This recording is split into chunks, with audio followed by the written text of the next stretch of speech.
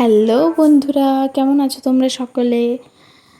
তোমাদের সাথে আজকে শেয়ার করব নারকেল নাড়ুর। আমাদের বাড়িতে হয়েছিল দুদিন আগে, তো ভিডিওটা দুদিন আগে শেয়ার করছি আজকে।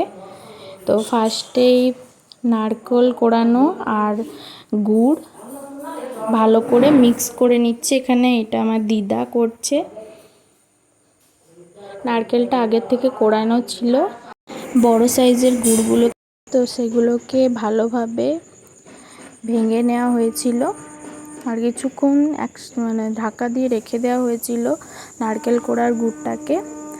তো সেই জন্য গুড়টা একটু কড়াইয়ের সাথে লেগে গিয়েছিল। তোমরা বেশিক্ষণ রেখো না, এখানে একটু মিক্স করতে প্রবলেম হচ্ছিল, তো ভালোভাবে মিক্সটা করে নিতে হবে। আর তোমরা যারা আমার চ্যানেলে নতুন আছো তারা বেল আইকনটা প্রেস করে রাখো সবার আগে আমার ভিডিও পাওয়ার জন্য। আর যদি ভিডিওগুলো ভালো লেগে থাকে অবশ্যই চ্যানেল ভিজিট করো আমার, আর লাইক শেয়ার কমেন্ট অবশ্যই করে দিও।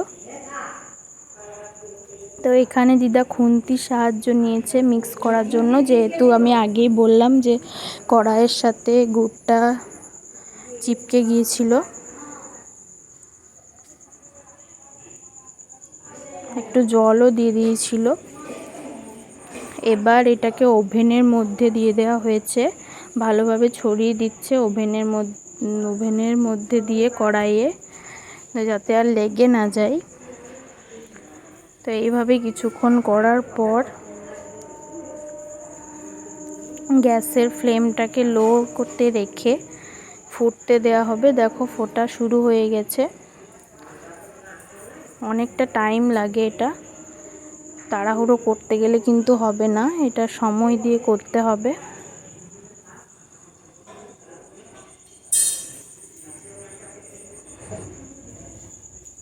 ভিডিওটা অবশ্যই শেষ পর্যন্ত দেখো, ভালো লাগবে আশা করছি।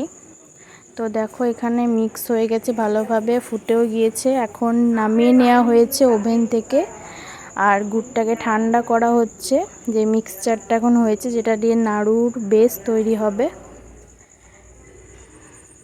ভালোভাবে ঠান্ডা করে তবেই পাকানো শুরু করবে, না হলে হাত পুড়ে যেতে পারে।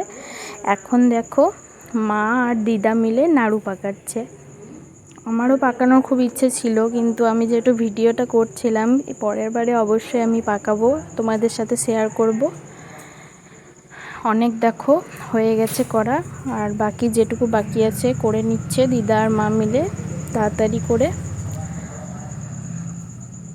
তোমরা কে কে নাড়ু খেতে ভালোবাসো অবশ্যই কমেন্ট করে জানিও। আর এটা তো গুড়ের, চিনির, তিলের অনেক রকমের তো নাড়ু হয়, তোমরা কে কোনটা ভালোবাসো সেটা কমেন্ট জানিও। আজকের মতো বাই।